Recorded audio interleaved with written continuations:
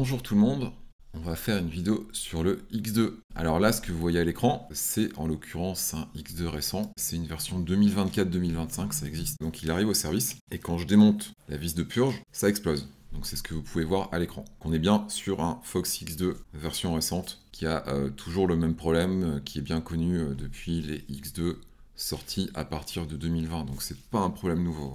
On parle donc de cavitation. Donc, qu'est-ce que la cavitation? Donc là, je vais vous passer une vidéo de la RTS. C'est quelqu'un de l'EPFL qui parle. Eh bien, lorsque l'on fait chuter la pression dans un liquide, comme ça, par exemple, il se forme des petites bulles que l'on appelle de la cavitation. Seulement, à peine la pression remonte, que ces bulles disparaissent en implosant violemment, si violemment qu'elles viennent endommager des machines comme des turbines de barrage ou des hélices de bateau. C'est pas un truc très cool, hein, qu'on soit clair, hein. C'est assez problématique et c'est très gênant sur un X2 pour la simple et bonne raison que le X2 est un amortisseur et en fait ça fonctionne à l'huile et pas aux bulles en fait. Donc dans un X2, ce que vous voyez à l'écran, c'est la partie où on a de l'huile, schématiquement. Quand l'amortisseur se compresse, on a donc un piston qui va circuler dans l'huile, on a aussi une valve qui est baignée dans l'huile. Tout ça fait le travail d'amortissement par opposition au travail d'absorption des chocs du ressort. Donc ici sur un X2, le boîtier. Cette partie en huile est mise sous pression depuis un réservoir, donc c'est le piggyback, le réservoir externe du X2, qui est gonflé à l'air. Et en fait, il y a une pression dans ce réservoir qui s'applique sur l'huile. Ça fait pression sur l'huile. En l'occurrence, on est à 100 PSI sur un X2, qui est une pression assez basse. Et comme c'est une pression qui est basse, dès qu'on a la moindre baisse de pression, et ça peut aussi être un peu aléatoire, on peut très bien avoir 100 PSI et avoir ce phénomène. Donc pression basse, ou pression qui devient plus basse pour une raison X ou Y, il n'y a qu'à voir une chose, c'est que le réservoir, il est gonflé avec une valve Presta qui peut se dégonfler. C'est le même type de valve qu'un pneu. Donc on a des bulles qui apparaissent.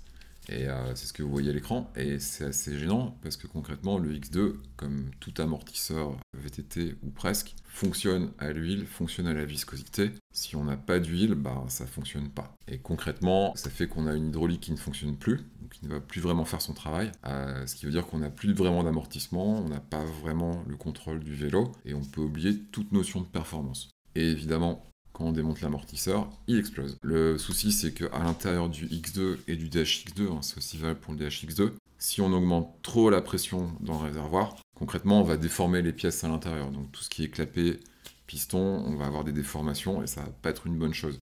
Et surprise, dans cet amortisseur, je suis tombé sur cette pièce.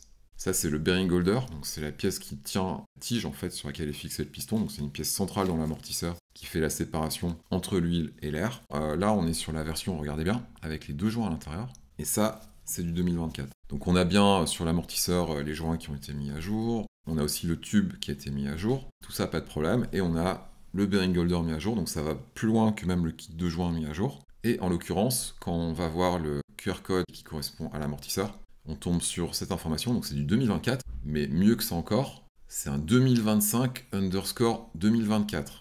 Donc voilà, si vous vous posez la question 2024-2025, est-ce que c'est pareil? Oui, c'est pareil. Là, on en a la preuve. Et concrètement, on est vraiment sur un modèle récent.